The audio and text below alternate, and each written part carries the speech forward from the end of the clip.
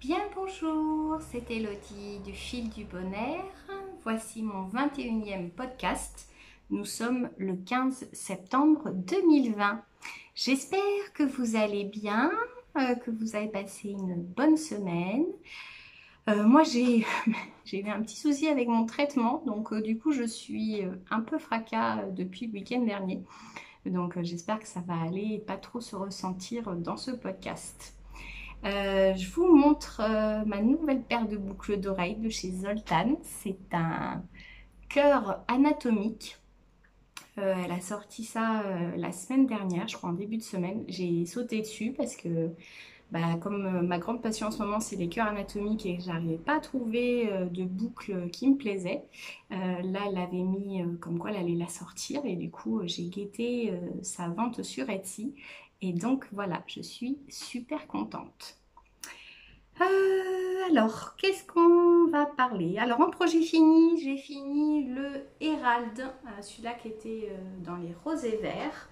Et du coup, c'est génial. Il est super grand. Vraiment, c'est impressionnant la grandeur qu'il fait. Je ne sais pas pourquoi. Il est quand même plus grand que les autres que j'ai eu fait. S'il se rapprochait peut-être du premier, celui qui était un petit peu dans les roses. Et je sais pas pourquoi, ouais, il est super grand et du coup je suis très très contente. Il est super souple. Vraiment la tension d'aiguille avec le filet main et le fil de filature, je suis très très contente du résultat. Et ça fait vraiment, je trouve un châle super doux, très très printanier dans les couleurs. Donc voilà, du coup j'ai utilisé presque mes 200. Ouais, j'ai utilisé, moi c'était pas grand chose, juste 2-3, peut-être 2-3 mètres de mon rose, donc gâteau japonais. Et j'ai attaqué le deuxième filet main. Et j'en ai pas utilisé énormément, je pense la moitié de la pelote. Donc on reste encore sur un chat qui fait à peu près 430 mètres au total, avec un fil plutôt en épaisseur DK. Oui, DK. On est sur entre 200, à peu près 200-220 mètres au 100 grammes. Voilà, donc un nouveau Hérald. Mais qui veut dire nouveau Hérald fini? Il veut dire Hérald a commencé. Donc du coup, j'en ai attaqué à nouveau. Donc en projet fini, voilà, il y avait que celui-là. J'avais espéré finir le Séclus, mais non, j'ai manqué de temps un peu. Et du coup, je ne l'ai pas avancé. Donc je pense que je vais vous le montrer, mais oui, je vais vous le montrer maintenant du coup. Comme ça, c'est fait. J'ai donc attaqué la dernière bande, donc la 4e bande de dentelle du coup. Ah, faut que je refasse attention du coup. La 4e bande de dentelle, je suis à la moitié et il me reste ça de fil. Donc je pense que je vais pouvoir finir la dentelle et faire juste peut-être 2-3 rangs de point mousse et le rabattage. Voilà. Mais ça mérite quand même, hein, vu la taille du châle. Je pense que effectivement ça fait quand même plutôt cholette, juste les 3 bandes de dentelle. Et voilà, là avec la 4e quand même, là ça commence à faire une jolie longueur. Et du coup même avec le blocage, je pense que ça va être bien en taille. Donc je pense que pour la semaine prochaine, il sera fini, vu que je suis que à la moitié de la dentelle. Voilà, donc je vous montre le nouveau Hérald. Alors là, lui, il pète, hein. On n'est pas du tout sur la même gamme de couleurs. Donc pour la petite histoire, j'ai teint un écheveau qui était sur commande, que m'a passé une cliente, et elle n'a pas été satisfaite en fait. Tout compte fait, le rendu ne lui plaisait pas. On mis une fois en cake. Donc je l'ai gardé pour moi. Et je me suis dit, je vais pouvoir essayer de l'associer avec du coup un filet main. Ça fera un nouveau Hérald bien pétant. Donc j'ai demandé à mon amie Fanny ce qu'elle avait peut-être en stock à troquer. Et elle m'a montré celui-ci. Donc est un petit peu un double gradient. En fait, on passe du vert au rose à un genre de moutarde et on repart sur le rose, sur le vert, le rose et à nouveau le moutarde. Donc, je pense que ça va faire quelque chose de sympa au niveau du tricot. Donc, on va se retrouver avec un gradient donc dans la partie filet main, donc la partie point mousse, et avec le côté pétant et chamarré par petites sections de mon fil teint. Voilà, donc ça fait vraiment là pour le coup très pétant, voire un petit peu, un petit peu Noël, là, le vert et le rouge. J'ai hâte de voir ce que ça va donner avec le rose et le moutarde du filet main. Là, par contre, je pense que j'aurai pas mal de filets main, donc s'il m'en reste, peut-être que je ferai un bonnet avec, parce que ça pourrait être sympa aussi, comme mon bonnet au crochet que j'ai fait l'autre jour, mais avec un petit gradient pour le faire, ça pourrait être sympa. Je pense que je vais en avoir assez, parce qu'il est vraiment, il y a quand même pas mal de fils, il est quand même très gros, donc je pense que j'aurai assez. Donc voilà, donc nouvelle érable. Le cyclus, je vous l'ai montré.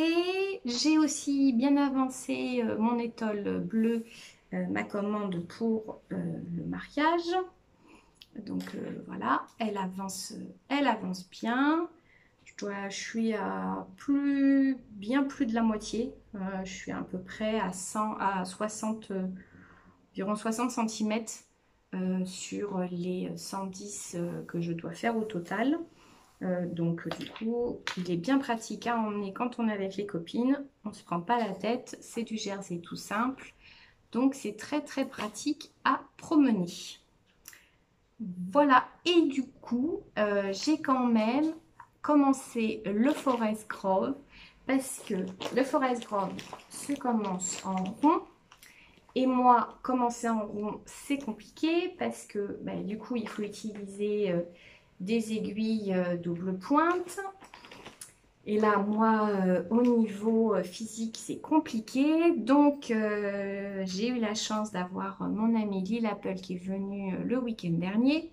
Donc, je lui ai demandé un coup de main pour le commencer. Et en fait, comme elle a roulé très très vite, elle sait bien gérer les aiguilles double pointe en main. En fait, elle m'a fait le début du châle et puis après, on l'a passé sur des petites aiguilles circulaires qui sont faites normalement pour les chaussettes ou les manches. Et donc, voilà. Bon, là, pour l'instant, ça ressemble à un mini, pardon, à un mini béret. Pardon. À un mini béret, mais voilà, normalement, c'est le centre du Grove, du Forest Grove.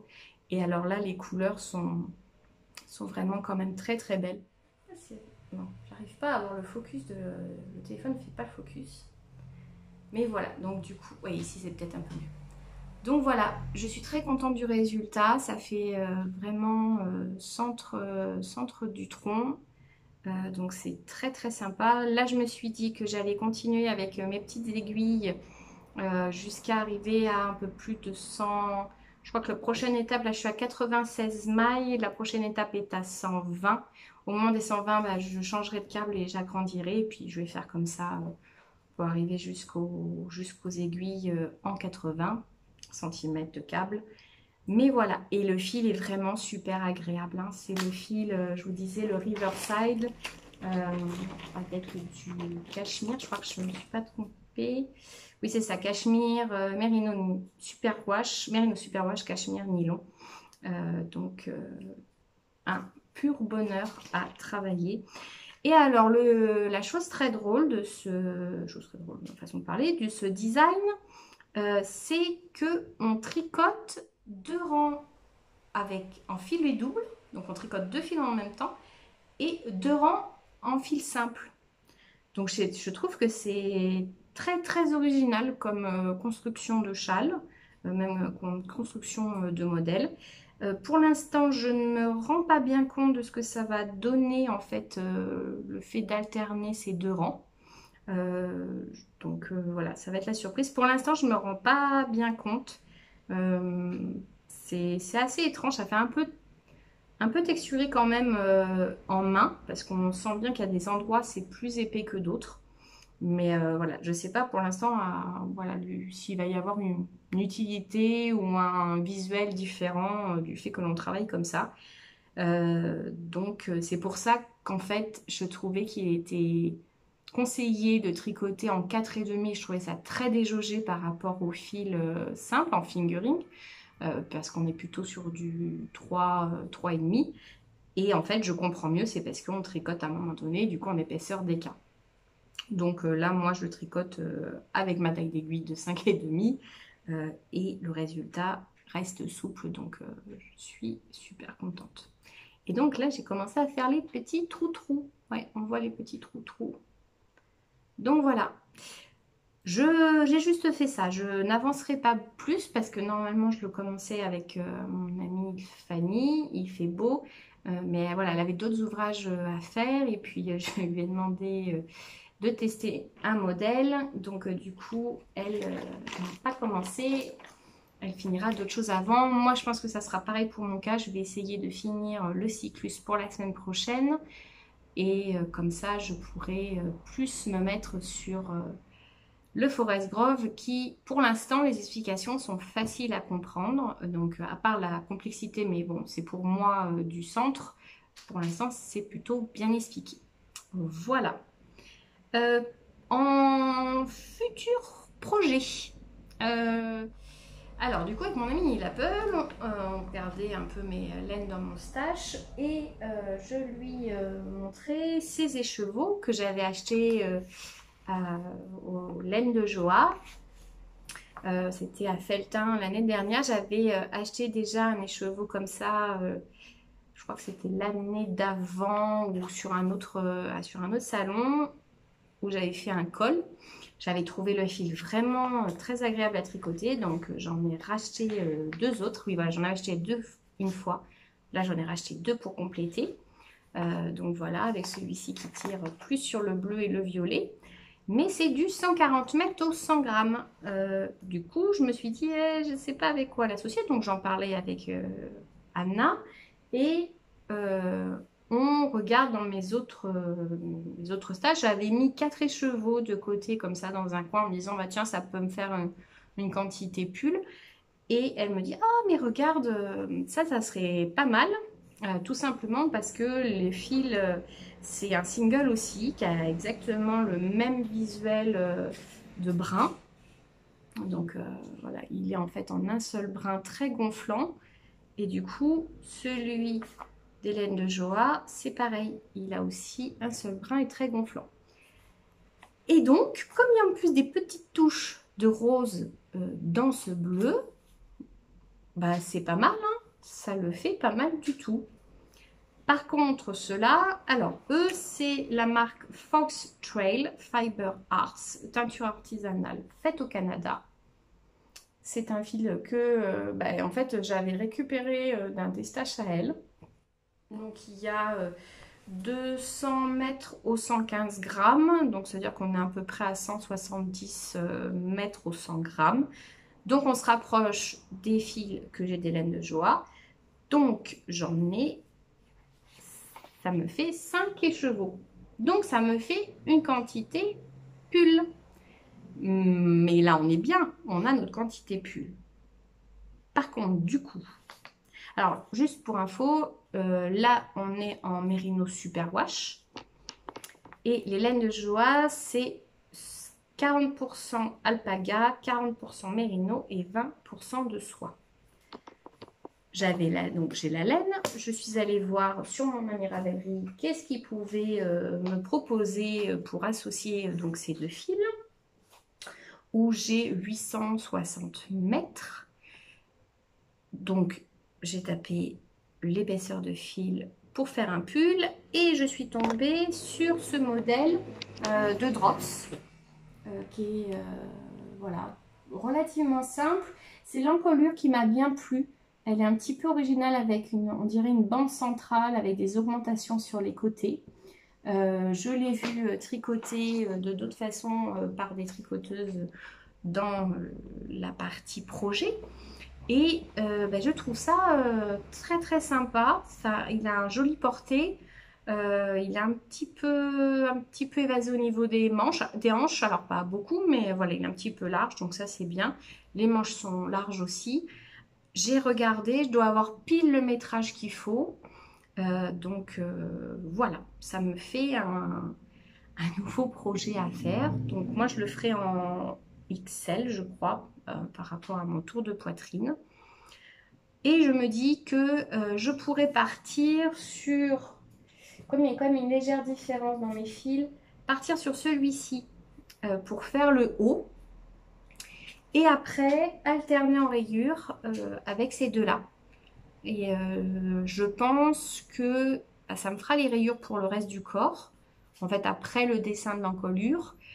Et je pense qu'il me restera suffisamment de bleu encore pour faire bah, juste les parties des côtes, comme le modèle est conseillé. Donc du coup, voilà. Les côtes là, elles seront en bleu et pas en rayé. Mais honnêtement, je ferai un peu comment le fil s'avance. Voilà, la seule chose, c'est je commencerai par celui-ci, comme il est quand même différent des autres. Ça va être chouette. Donc voilà, j'ai bien envie de le commencer celui-là parce que le fil est gros, il va aller vite.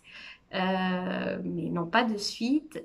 Par contre, je pense me le mettre en projet pour le Nitish parce que du coup, bah, ça me ferait quand même tricoter 860 mètres rapidement. Donc peut-être pas pour le premier match, mais peut-être pour le deuxième ou le troisième, à voir. Voilà, mais il sera fait dans la fin d'année là. Donc voilà, j'ai regardé un petit peu les explications. D'habitude, je ne me tourne pas trop vers les modèles Drops, à part l'autre fois pour le bonnet au crochet, parce que j'avais tenté une fois ou deux de lire les modèles et je les avais trouvés compliqués à lire. Là, j'ai commencé à le lire, ça a l'air d'aller, donc voilà. Donc, ça me motive encore plus pour le faire. Voilà, après, bah, en crochet, toujours pas avancé le Adeline. En filage, je n'ai pas filé. C'est pas l'envie qui m'en manquait parce que Lil Apple filait ce week-end et j'avais bien envie de l'accompagner, mais je m'y suis pas mise. J'ai quand même voilà, des choses à finir en tricot.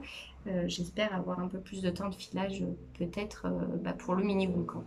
Voilà, je ne suis pas sûre d'avoir le temps d'ici là. En série, je n'en ai pas fini. En série encore, je suis toujours sur le Dr House. C'est la fin de la saison 1. Par contre, j'ai regardé 3 films cette semaine. J'ai regardé une nouveauté de Amazon, Color Out of Spice. Alors c'est une histoire de H.P. Lovecraft. Donc une histoire épouvante, horreur, science-fiction avec Nicolas Cage, donc qui est sorti le 6 septembre. Donc je vous lis le synopsis. Donc d'après la nouvelle La couleur tombée du ciel de Howard Phillips Lovecraft, sorti en 1927, les Gardner ont à peine le temps de s'habituer à la vie à la campagne qu'une météorite explose dans leur jardin en pleine nuit dans un halo d'une lumière qui n'existe pas. Peu à peu, la propriété familiale semble contaminée par un mal indicible qui affecte la flore, la faune et les Gardner. L'histoire, franchement, a l'air super bien. Après, bah, quand même Howard P. Lovecraft, donc on se dit, bah, quand même, en termes de terreur, on va être pas mal. Le film commence plutôt bien. Il pose voilà, les personnages, l'histoire des Gardner. Le météorite arrive, effectivement, il diffuse une genre de couleur rose violine assez étrange. Et puis après, se met à pousser des fleurs elles-mêmes étranges dans les rouges, dans le jardin. Mais on voit qu'effectivement, les Gardner commencent à avoir des comportements un petit peu étranges. Donc en fait, le film voilà, va monter crescendo des effets, bah, effectivement, du météore. On ne sait pas ce qu'elle a ramené avec elle, ce météore. Et qu'est-ce que ça a comme influence sur les Gardner? Mon problème, c'est qu'à un moment donné, j'ai accéléré le film parce qu'on a commencé à avoir des choses pas très très sympathiques faites par le météore au Gardner. Et là, moi, ça m'a mis un petit peu mal à l'aise. Dans l'idée, ça m'a fait penser un peu à The Thing de Carpenter. Donc ça, voilà, ça m'a un peu dérangée, donc j'ai accéléré. Et puis en fait, à un moment donné, ça part un peu en cacahuète au niveau du scénario et des personnages. Ils se mettent à péter des plombs comme ça d'un coup. On ne comprend pas bien pourquoi, mais exagéré, je trouve, dans la façon de jouer. Donc voilà, j'ai accéléré la fin. Et j'ai été regarder un petit peu les critiques. On était un peu tous d'accord sur dire que malheureusement, à un moment donné, le scénariste s'est un peu perdu avec le jeu d'acteur. Donc c'est dommage, parce qu'il y avait quand même une très bonne base d'histoire. Et bon, voilà, malheureusement, c'est pas parti trop comme il fallait. Et puis la fin, on comprend pas trop non plus. Voilà.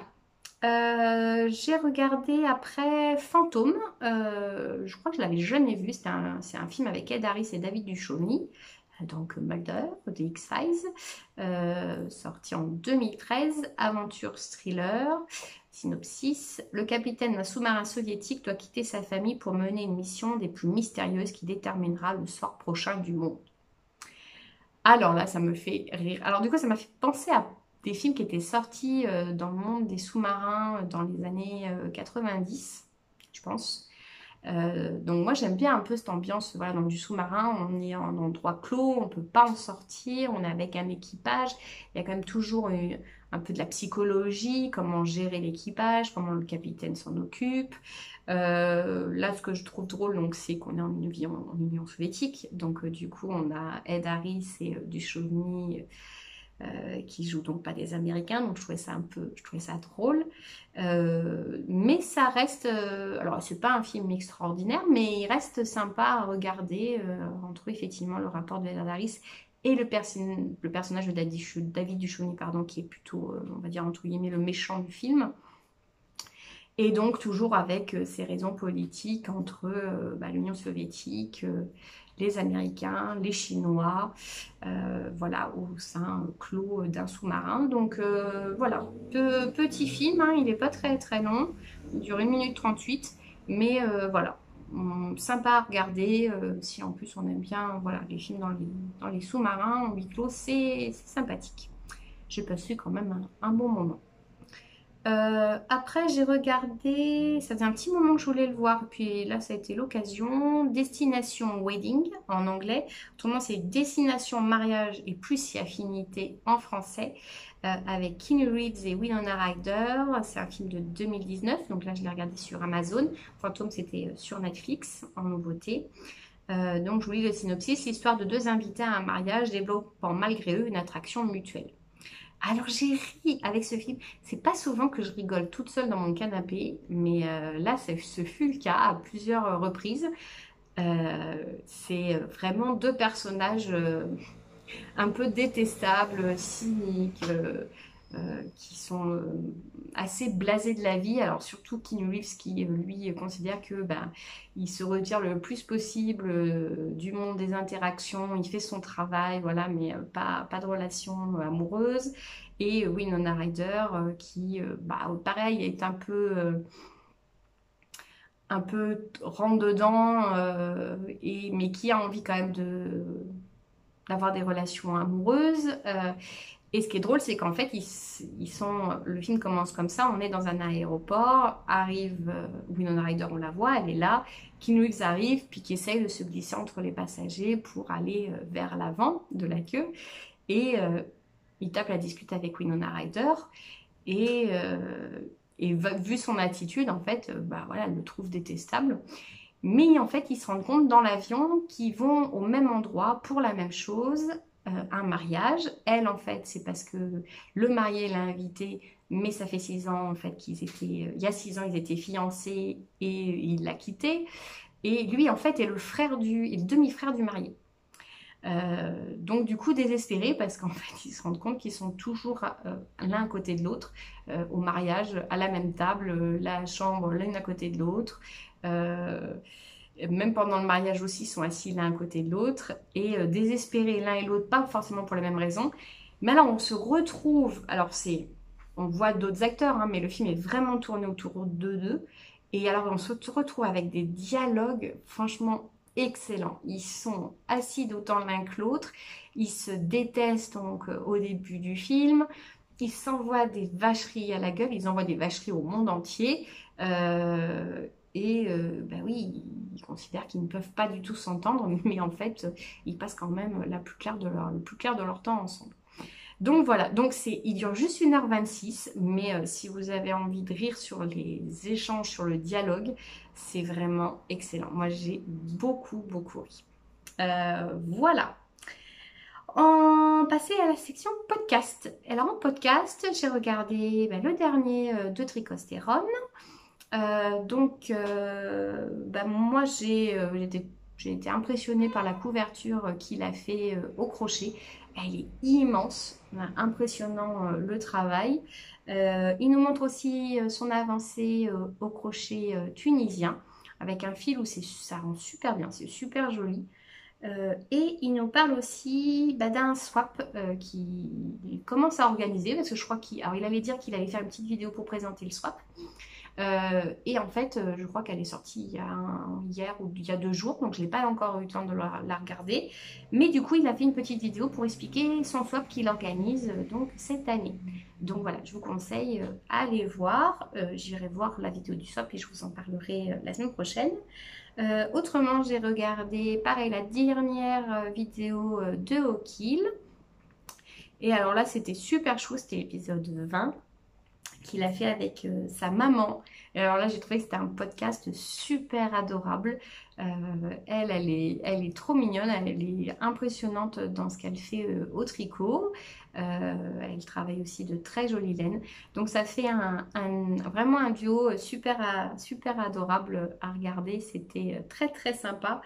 Et puis évidemment, autant de beaux ouvrages, autant lui que elle.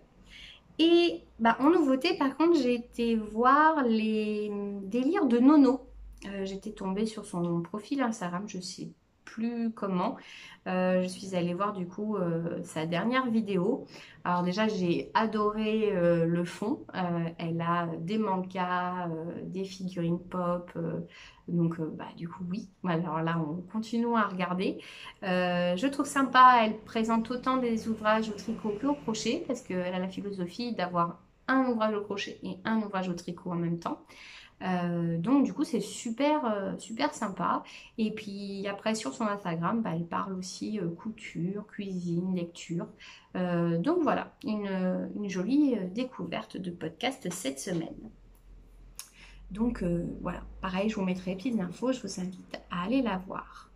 Et puis autrement, en coup de cœur Insta, j'ai découvert Brendan Girac, qui est un tricoteur australien. Il a sorti 1 ou 2 modèles de bonnets. Mais en fait, ce que j'ai beaucoup aimé chez lui, c'est que on voit que le tricot, c'est vraiment une façon de vivre pour lui, un besoin quotidien. Il est toujours très rayonnant sur ses photos sur Instagram. Il fait des toutes petites vidéos aussi pour présenter ses ouvrages. Donc il tricote beaucoup de pulls, beaucoup de bonnets. On voit que c'est quelque chose de très important pour lui. Donc j'ai trouvé ça vraiment très très sympa. Et il a un univers en plus, je trouve, très tout doux, donc très naturel. Donc voilà. Et puis, oui, non, je vous montre quand même, d'habitude, je vous montre quand même les photos de mon coup de cœur Insta. Donc voilà. Donc il est toujours tout souriant, ce jeune homme. Donc voilà. Donc on arrive au point entreprise. Ça y est, on a déjà passé 29 minutes ensemble. Eh bien, mon point entreprise, c'était la préparation des box de filage qu'on avait faite avec mes collaboratrices. Donc il y a eu la préparation des box et puis depuis hier, je fais les envois, donc jusqu'à encore demain.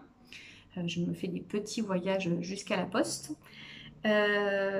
Et je vais sortir, alors j'ai posté juste une photo aujourd'hui en noir et blanc de mon futur design au crochet.